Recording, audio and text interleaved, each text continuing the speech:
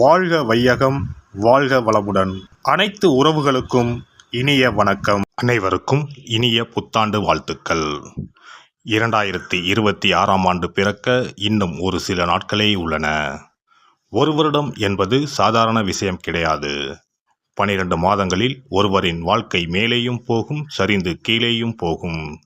12 மாதங்களில் ஒருவரின் வாழ்க்கை தலைகீழாக கூட மாறும். அந்த வகையில் உங்கள் வாழ்க்கையில் என்ன மாதிரியான மாற்றங்கள் எல்லாம் நடக்கும், உங்களுக்கு எதில் ஏற்றம் ஏற்படும், எதில் சறுக்கல் ஏற்படும் என்று சற்று விரிவாக காண்போம். இந்த ஆண்டின் தொடக்கத்தில் கிரகநிலைகள் என எடுத்துக்கொண்டால், குடும்பஸ்தானத்தில் சந்திர பகவானும், சகோதரஸ்தானத்தில் குரு பகவானும், புத்திரஸ்தானத்தில் கேது பகவானும், பாக்கியஸ்தானத்தில் சூரியன், செவ்வாய், புதன், சுக்கிர பகவானும் உள்ளனர். லாபஸ்தானத்தில் ராகு பகவானும், சனி பகவானும் உள்ளனர். குரு பகவான் 5ஆம் பார்வையாக துலாம் ராசியையும், 7ஆம் பார்வையாக தனுசு ராசியையும், 9ஆம் பார்வையாக கும்பராசியையும் பார்வையிடுகிறார். சனி பகவான் 3ஆம் பார்வையாக மேசராசியையும், 7ஆம் பார்வையாக சிம்ம ராசியையும், 10ஆம் பார்வையாக விருச்சிக ராசியையும் பார்வையிடுகிறார். இந்த கிரகங்களின் அமைப்பு மற்றும் பார்வையினால் உங்கள் வாழ்வில் ஏற்படும் சுப மற்றும் அசுப பலன் என்ன என்பதனையும், அசுப பலன் ஏற்படுமாயின் ராசிக்காரர்கள் செய்ய வேண்டிய பரிகாரம் என்ன, வழிபட வேண்டிய தெய்வம் யார் என்பதனை பற்றியும் முழுமையாக காண்போம். பிறக்கப் போகும் இந்த புது வருடம் உங்கள் வாழ்வில் வளமும் நலமும் செல்வ செழிப்பும் பெற்று வாழ்வில் உயரிய நிலையை அடைய எல்லாம் வல்ல எம்பெருமானை வேண்டி விரும்பி கேட்டுக்கொள்கிறேன். எல்லோரிடமும் அன்பாக இருக்கும் தனுசு ராசி அன்பர்களே, இந்த ஆண்டு மனதிற்கு பிடித்த பொருட்களை வாங்கி மகிழ்வீர்கள். வருவாய் வாய்ப்புகளை மேம்படுத்திக் கொள்வீர்கள்.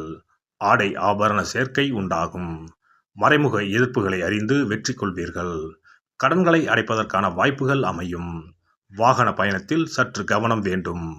எதிர்பாராத பயணங்களின் மூலம் புதுவிதமான அனுபவம் உண்டாகும். எதிர்பாலின மக்களிடம் சற்று விழிப்புணர்வுடன் செயல்பட வேண்டும்.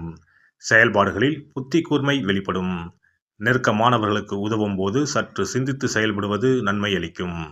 நண்பர்கள் மூலம் சாதகமான வாய்ப்புகள் உண்டாகும். குழந்தைகளை வெளியூர் அல்லது வெளிநாட்டிற்கு அனுப்பி படிக்க வைப்பது தொடர்பான எண்ணங்கள் உண்டாகும்.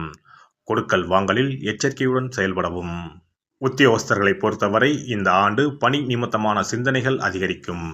சக ஊழியர்களிடத்தில் அனுசரித்து செல்லவும். விளையாட்டான பேச்சுக்களை குறைத்துக் கொள்வது நல்லது. வித்தியாசமான முயற்சிகள் மூலம் திறமைகளை வெளிப்படுத்தி பாராட்டுகளை பெறுவீர்கள். புதிய தொழில்நுட்பத் துறையில் ஈடுபட்டு திறமைகளை வளர்த்துக் கொள்வீர்கள். நுட்பமான சில விஷயங்கள் மூலம் உபரி வருமானத்தை ஏற்படுத்திக் கொள்வீர்கள். வியாபாரிகளை பொறுத்தவரை இந்த ஆண்டு புதிய வியாபாரம் குறித்த எண்ணங்கள் மேம்படும்.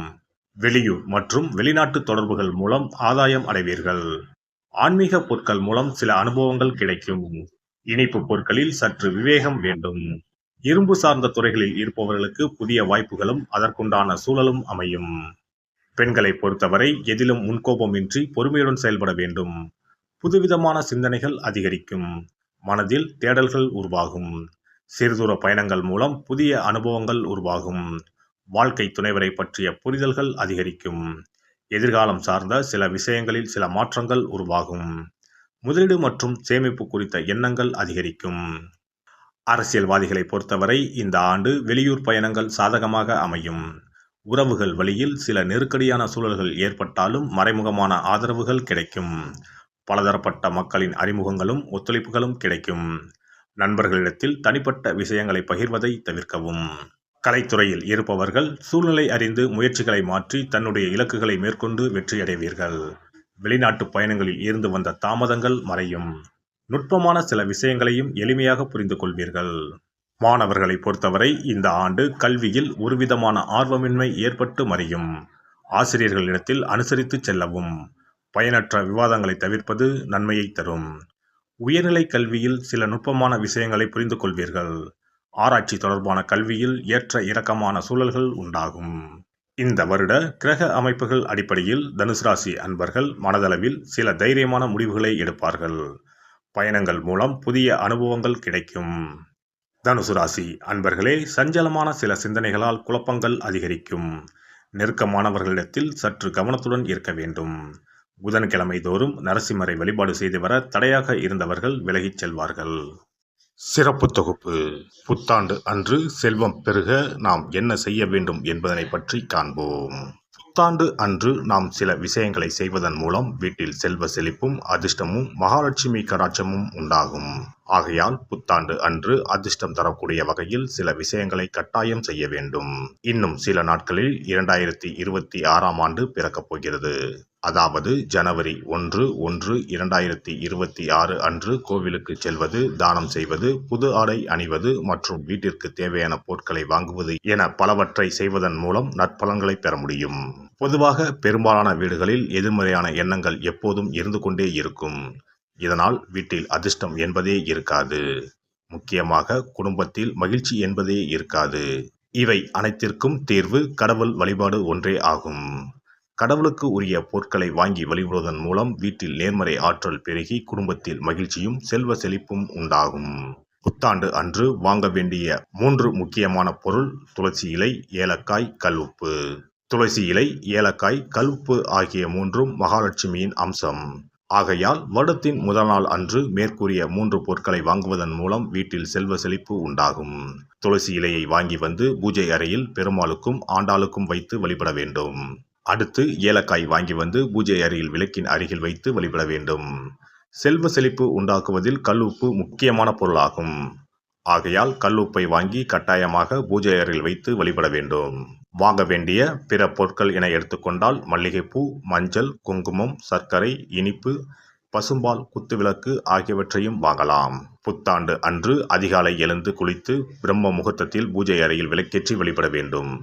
அடுத்து கோவிலுக்கு சென்று அபிஷேக பொருள் வாங்கி கொடுத்து தரிசனம் செய்ய வேண்டும். முக்கியமாக புத்தாண்டு அன்று ஏழை எளியவர்களுக்கு தானம் செய்ய வேண்டும். மேலும் அறுசுவை உணவுகளை சமைத்து கடவுளுக்கு படையலிட்டு வழிபடுவது நல்லது. புத்தாண்டு அன்று பிறருக்கு கடன் தரக்கூடாது. நல்ல நாட்கள் மற்றும் விசேஷ நாட்களில் பிறருக்கு கடன் கொடுப்பதன் மூலம் வீட்டில் அதிர்ஷ்டம் குறையும். ஆகையால் சுப நாட்களில் பிறருக்கு கடன் அளிப்பதை முற்றிலும் தவிர்த்து விடுங்கள். புத்தாண்டில் நமக்கு நன்மைகள் அதிகம் நடைபெற வேண்டும். 2025ஆம் ஆண்டில் சந்தித்த பிரச்சனைகள், துன்பங்கள், போராட்டங்கள், கஷ்டங்கள் ஆகியவற்றில் இருந்து விடுபட வேண்டும் என்பதே அனைவரின் விருப்பம். புத்தாண்டு பிறப்பதற்கு முன் எந்தெந்த பொருட்களை நம்முடைய வீட்டில் இருந்து அகற்ற வேண்டும், இவற்றை வீட்டில் வைத்திருப்பதால் என்னென்ன பாதிப்புகள் ஏற்படும் என்பதையும், இவற்றை அகற்றுவதால் புத்தாண்டில் என்னென்ன நன்மைகளை பெற முடியும் என்பதை பற்றியும் தெரிந்து கொள்வோம். வீட்டில் இருந்து உடைந்த அல்லது சேதமடைந்த பொருட்களை அகற்றுவதால் அதிர்ஷ்டங்கள் ஏற்படுவதில் இருந்து விடுபடலாம். இவைகள் எதிர்மறை ஆற்றல்களை எளிதில் ஏற்கக்கூடியவையாகும். உடைந்த பொருட்கள், பழுதான சாதனங்கள், விரிசல் விழுந்த கண்ணாடி, உடைந்த நாற்காலி ஆகியவற்றை வீட்டில் இருந்து அப்புறப்படுத்திவிட்டு புதியவற்றை வாங்கலாம். நல்ல நிலையில் இருக்கும் பொருட்களாக மாற்றுவதால் வளர்ச்சி, நேர்மறை ஆற்றல்கள் ஏற்படும். பழைய துணிகள், புத்தகங்கள், பாத்திரங்கள் ஆகியவற்றை வீட்டில் இருந்து வெளியேற்றி விடலாம். வேறு யாருக்காவது தானமாகவும் அல்லது மறுசுழற்சி முறையில் பயன்படுத்தக்கூடியதாகவும் மாற்றி அமைக்கலாம். இதனால் நேர்மறையான விஷயங்கள் எப்போதும் வீட்டில் நடந்து கொண்டே இருக்கும். தேங்கிய நீர், காய்ந்த பூக்கள் ஆகியவற்றை வீட்டில் இருந்து தூக்கி எறிவதால் எதிர்மறை ஆற்றல்கள் வீட்டில் பரவுவதை தடுக்கலாம். புதிதாக இருக்கும் மலர்கள், புதிய தண்ணீர் ஆகியவற்றால் வீட்டில் எப்போதும் புத்துணர்ச்சி நிறைந்திருக்கும், மகிழ்ச்சி மலரும். காலாவதியான உணவுப் பொருட்கள், மருந்துகள், அழகு சாதன பொருட்களை வீட்டில் வைத்திருப்பதால் வீட்டில் தேக்க நிலை, எதிர்மறையான சூழல் இருந்து கொண்டே இருக்கும். இதனால் வீட்டில் அடிக்கடி நோய்களும் வந்து கொண்டே இருக்கும். ஆரோக்கியமான சூழலை வீட்டில் உருவாக்கவும், புதிய வாய்ப்புகள், நல்ல விஷயங்கள் தேடி வருவதற்கும் காலாவதியான பொருட்களை அகற்றிவிட்டு சுத்தமான காற்று, ஆற்றல் வந்து செல்லும் வகையில் வீட்டை காற்றோட்டம் உள்ளதாக வைத்திருக்க வேண்டும். எல்லாம் வல்ல இறையருளால் நீங்களும் உங்கள் அன்பு குடும்பமும் உடல் நலம், நீலாயுள், நிறை செல்வம், உயர் புகழ், மெய்ஞானம் ஓங்கி வாழ்க வளமுடன். இந்த வீடியோ பதிவு உங்களுக்கு பிடித்திருந்தால் லைக் பண்ணுங்க, கமெண்ட் பண்ணுங்க, ஷேர் பண்ணுங்க, மறக்காம சப்ஸ்கிரைப் பண்ணுங்க, பக்கத்துல இருக்கிற பெல் பட்டனை கிளிக் பண்ணுங்க. நன்றி, வணக்கம். ஓம் நமச்சிவாய. சிவாய நம.